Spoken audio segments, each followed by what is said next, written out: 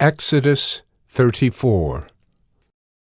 The Lord said to Moses, "Cut for yourself 2 tablets of stone like the first, and I will write on the tablets the words that were on the first tablets, which you broke. Be ready by the morning, and come up in the morning to Mount Sinai, and present yourself there to me on the top of the mountain. No one shall come up with you, and let no one be seen throughout all the mountain. Let no flocks or herds graze opposite that mountain." So Moses cut 2 tablets of stone like the first, and he rose early in the morning and went up on Mount Sinai, as the Lord had commanded him, and took in his hand 2 tablets of stone. The Lord descended in the cloud and stood with him there, and proclaimed the name of the Lord. The Lord passed before him and proclaimed, The Lord, a God merciful and gracious, slow to anger, and abounding in steadfast love and faithfulness, keeping steadfast love for thousands, forgiving iniquity and transgression and sin, but who will by no means clear the guilty, visiting the iniquity of the fathers on the children, and the children's children to the 3rd and the 4th generation. And Moses quickly bowed his head toward the earth and worshipped. And he said, "If now I have found favor in your sight, O Lord, please let the Lord go in the midst of us, for it is a stiff-necked people, and pardon our iniquity and our sin, and take us for your inheritance." And he said, "Behold, I am making a covenant. Before all your people I will do marvels, such as have not been created in all the earth or in any nation. And all the people among whom you are shall see the work of the Lord, for it is an awesome thing that I will do with you. Observe what I command you this day. Behold, I will drive out before you the Amorites, the Canaanites, the Hittites, the Perizzites, the Hivites, and the Jebusites. Take care, lest you make a covenant with the inhabitants of the land to which you go, lest it become a snare in your midst.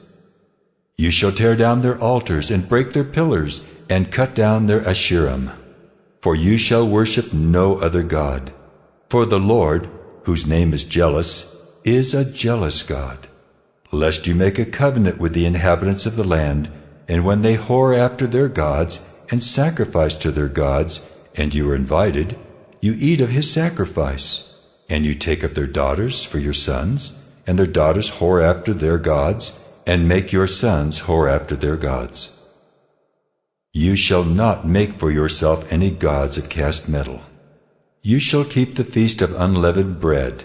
7 days you shall eat unleavened bread, as I commanded you, at the time appointed in the month Abib. For in the month Abib you came out from Egypt. All that open the womb are mine. All your male livestock, the firstborn of cow and sheep, the firstborn of a donkey, you shall redeem with a lamb. Or, if you will not redeem it, you shall break its neck.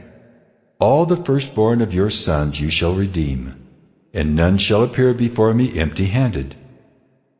6 days you shall work, but on the 7th day you shall rest. In plowing time and in harvest you shall rest. You shall observe the Feast of Weeks, the firstfruits of wheat harvest, and the feast of ingathering at the year's end. 3 times in the year shall all your males appear before the Lord God, the God of Israel. For I will cast out nations before you, and enlarge your borders. No one shall covet your land when you go up to appear before the Lord your God 3 times in the year. You shall not offer the blood of my sacrifice with anything leavened, or let the sacrifice of the feast of the Passover remain until the morning. The best of the firstfruits of your ground you shall bring to the house of the Lord your God. You shall not boil a young goat in its mother's milk. And the Lord said to Moses, Write these words, for in accordance with these words I have made a covenant with you and with Israel. So he was there with the Lord 40 days and 40 nights. He neither ate bread nor drank water. And he wrote on the tablets the words of the covenant, the 10 Commandments.